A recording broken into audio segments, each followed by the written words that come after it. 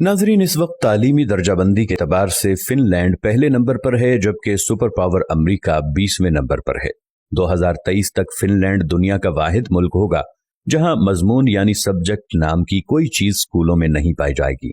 Finland का कोई भी स्कूल ज्यादा से ज्यादा 195 बच्चों पर मुश्तमिल होता है, जबकि 19 बच्चों पर एक टीचर होता है। दुनिया में सबसे लंबी ब्रेक भी फिनलैंड में ही होती है। बच्चे अपने स्कूल टाइम का 75 मिनट ब्रेक में गुजारते हैं। दूसरे नंबर पर 57 मिनट की ब्रेक न्यूयॉर्क के स्कूलों में होती है, जबकि हमारे यहाँ अगर वालिदैन को पता चल जाए कि कोई स्कूल बच्चों को पढ़ाने की बजाय इतनी लंबी ब्रेक देता है तो वो अगले दिन ही बच्चे स्कूल से निकलवा लें। खैर, आप ये दिलचस्प बात मुलाहिजा करें कि पूरे हफ्ते में स्कूलों में महज 20 घंटे पढ़ाई होती है, जबकि असातिज़ा के 2 घंटे रोज अपनी स्किल्स पढ़ाने पर सर्फ होते हैं।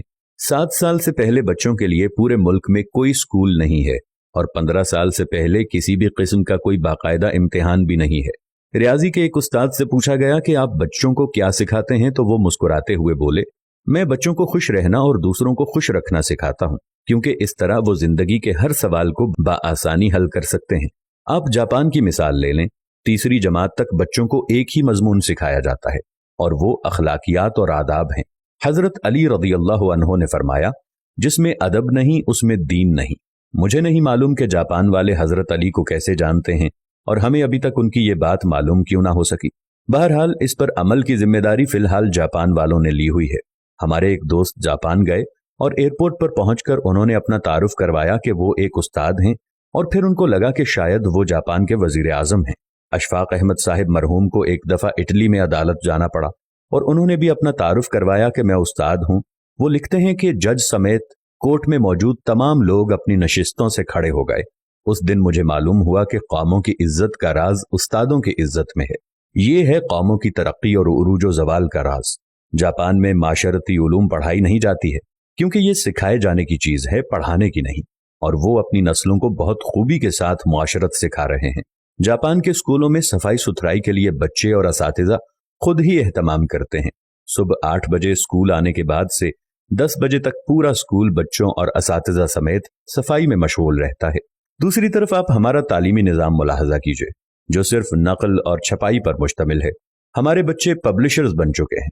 आप तमाशा देखें, जो किताब में लिखा होता है असातिज़ा उसी को बोर्ड पर नकल करते हैं, बच्चे दोबारा उसी को कॉपी पर छाप देते हैं। असातिज़ा इसी नकलशुदा और छपे हुए मवाद को इम्तिहान में देते हैं, खुद ही अहम सवालों पर निशानात लगवाते हैं और खुद ही पेपर बनाते हैं और खुद ही इसको चेक करके खुद नंबर भी देते हैं। बच्चे के पास या फेल होने का फैसला भी खुद ही सादिर कर देते हैं और माँ बाप इस नतीजे पर तालियां बजा बजाकर बच्चों के ज़हीन और काबिल होने के गुण गाते रहते हैं। जिनके बच्चे फेल हो जाते हैं वो इस नतीजे पर अफसोस करते रहते हैं और अपने बच्चों को कूड़ मगज और कुंद जहन का ताना देते रहते हैं। हम 13-14 साल तक बच्चों को कतार में खड़ा कर करके असेंबली करवाते हैं और वो स्कूल से फारिग होते ही कतार को तोड़कर अपना काम करवाते हैं। जो जितने बड़े स्कूल से पढ़ा होता है, कतार को रौंदते हुए सबसे पहले अपना काम करवाने का हुनर जानता है। तालिबे इल्मों का स्कूल में सारा वक्त साइंस रटते गुजरता है और आपको पूरे मुल्क में कोई साइंसदान नामी चीज नजर नहीं आएगी, क्योंकि बदकिस्मती से साइंस सीखने की और खुद तजर्बा करने की चीज है और हम इसे भी रट्टा लगवाते हैं। आप हैरान होंगे, मैट्रिक क्लास का पहला इम्तिहान 1858 में हुआ और बरतानवी हुकूमत ने यह तय किया कि बर्रे सगीर के लोग हमारी अक्ल से आधे होते हैं, इसलिए हमारे पास पासिंग मार्क्स 65 हैं तो बर्रे सगीर वालों के लिए 32.5 होने चाहिए। 2 साल बाद 1860 में असातिज़ा की आसानी के लिए पासिंग मार्क्स 33 कर दिए गए और हम भी इन 33 नंबरों से अपने बच्चों की जहानत को तलाश करने में मसरूफ हैं। अल्लामा इकबाल रहमतुल्लाह अलैह के शेर का ये मिसरा इस तमाम सूरत हाल की सही तरह से तर्जुमानी करता नजर आता है। जो शाख नाजुक पे आशियाना बनेगा, ना पायदार होगा।